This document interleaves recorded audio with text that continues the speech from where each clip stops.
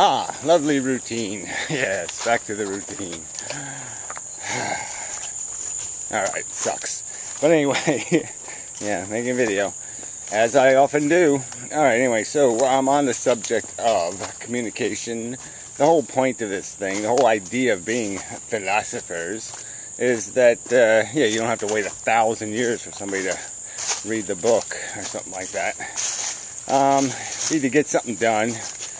I mean, the whole point in understanding the mechanism is to fix the circumstance, to do something about it. And you really can't do that as individuals.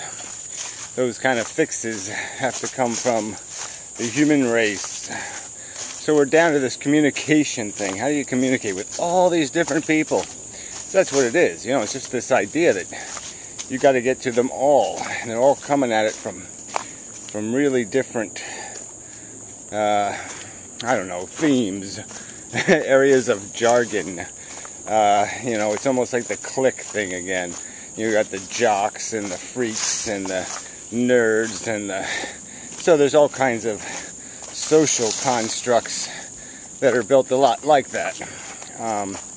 You know, there's polite people, patriotic people, capitalists. You know, they all have different ideologies, and you've got to somehow have the conversation. So anyway, I went into Stickam last night because, you know, Brett Keane has a group or whatever, and Venom Fang X was in there, and I thought, oh, super, this will be pretty cool. I can have a conversation with Venom Fang X. An argument, whatever you want to call it. You know, but he's just such a game player with words. So it's a nice challenge. I mean, you have to concede, he's just really good at shoveling shit. And so, anyway. So yeah, I hit him with a couple of the obvious questions like, you know, I'm not a disingenuous person. I would like to have this relationship with the godly one, but I think he's fucking batshit insane. It's like having a relationship with Jeffrey Dahmer. Why the fuck would I do that? It's even worse than, well, no, maybe it's not worse. About equal. Because God did get upset at himself, you know, after the whole Noah thing. You know, he did say, whoops. The perfect one did say, whoops, I made a mistake. Strange, the perfect one would do that. And, you know, new covenant, new covenant, new covenant. Well, anyway, I just asked a simple question, you know, why can't this God do the carrot thing instead of the whip thing? And anyway, Venom Fang X was talking around it, like pretending there's no hell now. You know, in one video he talks about how you're going to be tortured forever and ever and ever. And then now he's talking like hell just means God says, go sit in the corner. I don't like you. Yeah.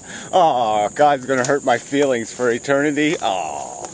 Yeah, that doesn't scare me near as much. You know, is that being on fire forever. But anyway. So anyway, yeah, it was a little bit of a hostile. I mean, I wasn't letting Venom Fang X preach. You know, I wasn't going to sit through his six-minute answers to simple questions. So, anyway, so some asshole kicked me out of the room. That kind of sucked. But I was pretty polite. I mean, I don't think I swore much. But anyway, it doesn't really matter. I mean, I'm not worried about the kicking thing. It was just the idea of this conversation. That this is who you have to talk to. You have to talk to all these different kinds of people. And they believe this crap for all kinds of different reasons.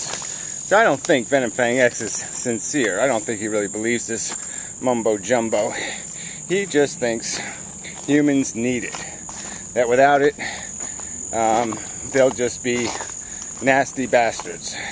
Because he doesn't understand the development of ethics as a logical consequence of just doing simple logic.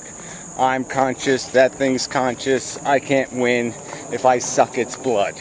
I mean, it's just the vampire logic. I mean, if you can be a vampire, you're pretty dumb, right? I mean, what, you're gonna eat something just as good as yourself? I mean, that's just being stupid. I mean, that logic is inescapable. And the only way you can escape is to be just really, really stupid. So maybe he thinks everybody's really, really stupid, which I could understand, but it's still bullshit. The truth is the truth. You got to honor that first. That's almost biblical. The Word, and the Word is everything. And that's the other thing about this whole God reverence thing. I mean, God was about the Word, not the God, not having a name. He's not even supposed to have a name. You're not even supposed to be calling him God. He is that he is. That's what you're supposed to call him. That is. Sir isn't-ness. Anyway, he be what he be. See, that's how you have to change the lingo for each group you're talking to. You'd have to ghetto it a little bit, and then for the fancier people, you have to stick your pinky out, maybe. Hello, may I speak to you about some concerns I have that, this whole sentient experiment might be a horrible failure? Yes, I just have some minor concerns regarding the efficacy of this sentient experiment on planet Earth. Yeah. So, may I speak to you? May I talk to you about my concerns? Whatever you have to do. However you have to blow the smoke to get people to listen to the argument. And that's the trick, is to keep them there listening long enough to snap the trap of logic on them, because they get turned off too easily. They love cotton candy, they love football, they love Ronald Reagan, whatever the fuck it is. And if you're not really careful, you're going to offend one of those things they love, like their race or their nationalism or their babies. And as soon as you do that, they're going to shut down and just become defensive and just try to maintain the rationalization that, oh, I see where you're going with this. You're going to attack my dogma and my bullshit and my fantasies and my fallacies about what's going on planet Earth. And you're going to challenge me to somehow demonstrate the existence of the magical multiverse with the, flying pink unicorn cliche bullshit. And, but there's all these different kinds of people.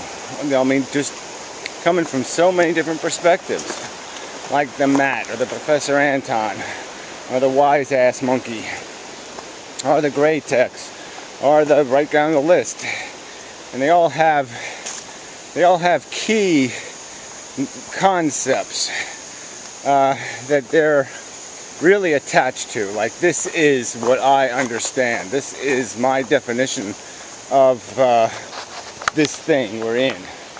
And if you, like I said, if you start to imply that you intend to pull those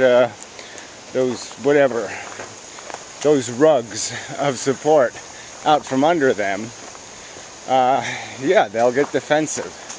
And then the conversation's sort of over, because now it's just going to be a war of, rationalizing rhetoric. And that's just very disappointing. And then there's the other part of this where, most people are just saying, show me some cartoons. I want cartoons. I want a comic book. I don't want reality. I don't want to form words and cognate expressions of my humanity that have any meaning or substance at all. They just totally want to just bail on the whole idea of being a real, serious human that takes responsibility for being a real, serious human. One of the cement things is missing. I guess I will have to go fetch it. Must be down there. How far can it go, right? So anyway, I have to get wet again, damn it. Really annoying. Plunge. Ooh. Alright. Yuck. 1 foot wet again. Alright, anyway. So yeah, but this is what we really got to work on. I can't keep pretending I'm getting somewhere here with talking to the same people over and over and over. Do have to expand the audience, so somehow I gotta I gotta put some cartoon in here, and then I gotta, see, that's the thing though, you gotta, I mean, it's like, somehow they'll know you're being sneaky. So it has to be well-disguised cartoon, because as soon as they see something real popping out of the cartoon, like a message, oh, the movie had a message, fuck that, I don't want no messages, don't be sending messages to me, you know, then you're screwed. But you do have to get to them. I mean, ultimately, somehow you have to make it meaningful. You have to somehow put them, or get them back in the game, get them to want to be a human, and to connect with what it is to be a human.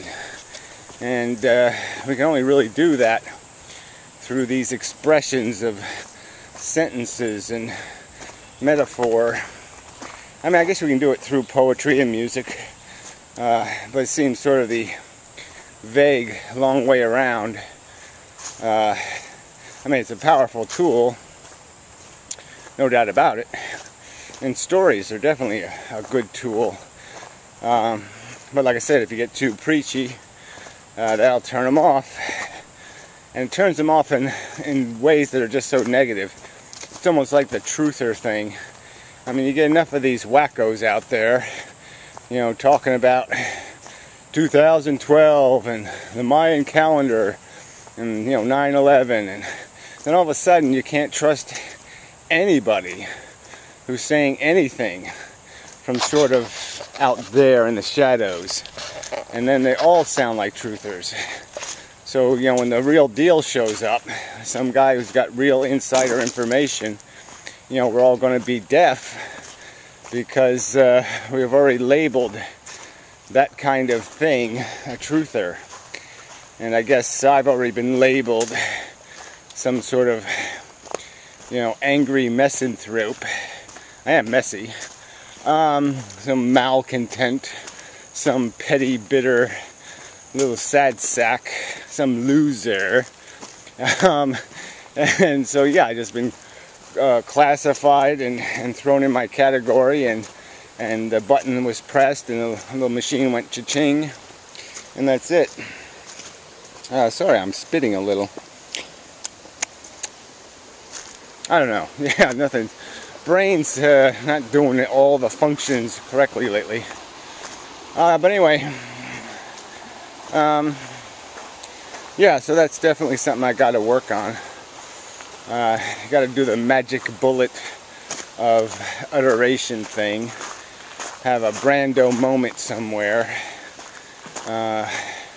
You know, the right words spoken the right way, in the right mood, wearing the right underwear, and bingo, there you go.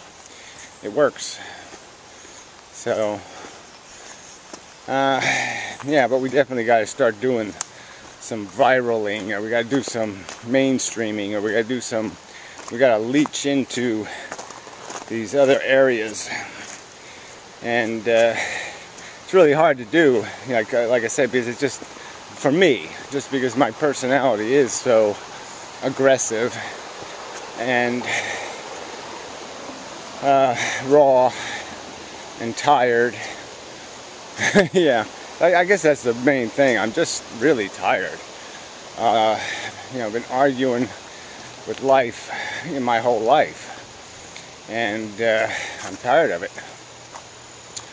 And that's, I guess to somebody who understands, you know, that shows. And then somebody who doesn't understand, it just looks like I'm taking shortcuts. And I'm not. I just can't do the minutia anymore.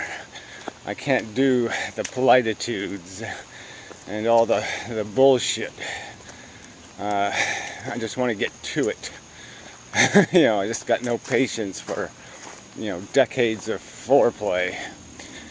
And that part of that's just making excuses, I suppose, because I just don't want to change who I am to suit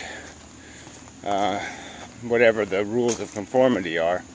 And again, I don't even know if it's it's so tricky because it's not as simple as, well, just put on a prettier dress, Gary. Yeah, and comb your hair, and wear some earrings and some makeup. Oh, sorry, wrong way. Yeah, whatever it would be, you know, clean myself up, improve my demeanor, shave regularly and whatnot. But yeah, so that's not going to work on everybody either. That's not going to appeal to the ghetto types. So, you know, that's going to look like a, you know, more talking head, conventional, you know, big brother government or big brother corporation speak.